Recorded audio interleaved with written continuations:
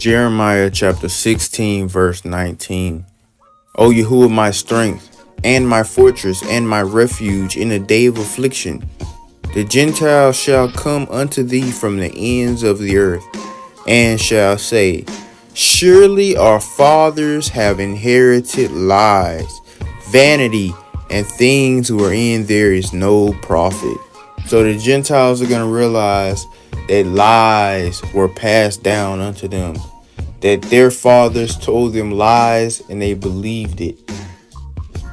All the Gentiles around the world are brainwashed. Who are the first people that's going to realize that all the lies they're telling are lies? The children of Yasserol. And look at the lies that they're starting to admit were lies, but they're going to tell you that it's just a new discovery. Look at this. The Hill published on March 2023. I don't know how I didn't notice this. Native Americans used horses far earlier than historians had believed. And this part talks about the radiocarbon dating of the horses that they found. I don't really want to read all of that, but it talks about how, the horses, predate Columbus. That fills in a contradiction in the conventional narrative. So a narrative is what? A story, which means they are admitting that they lied to you.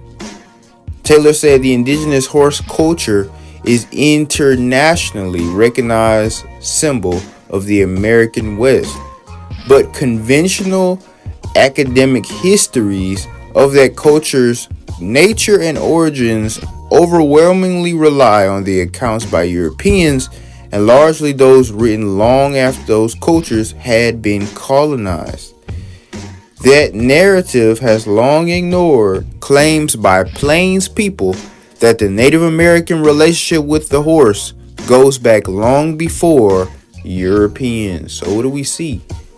That means the Europeans did not introduce the horse to America. And they've been ignoring the Indians, saying, hey, we've always had the horse. And they're also saying they made that myth up way after the Native Americans were colonized, that they gave them the horse. So with that being said, they're starting to admit their lies, guys. The truth is coming out. Understand that the horse was mentioned in scripture more than any other animal. This is why they had to continually lie to you and say that America had no horses.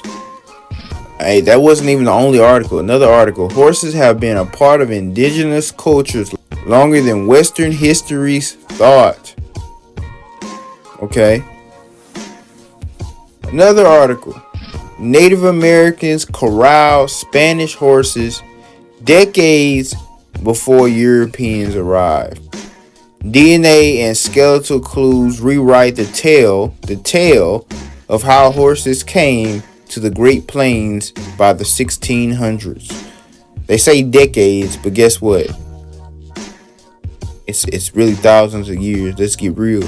A collaboration between Western scientists and Native Americans find that indigenous groups rapidly incorporated horses of Spanish ancestry into the Great Plains cultures by the 1600s. Some indigenous oral histories say that their relationship with horses goes back even farther to possible equine survivors of the Ice Age, which means, yes, it was thousands of years, but they still had to say decades because they still want to keep the lie going that we didn't have horses in biblical times. You know what I'm saying?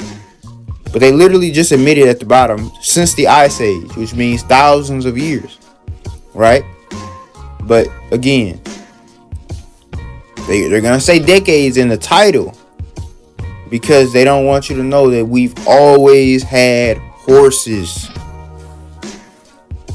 Now, look at it. This is crazy.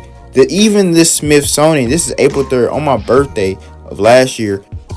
If I would have seen this on my birthday, that would have been the best birthday gift.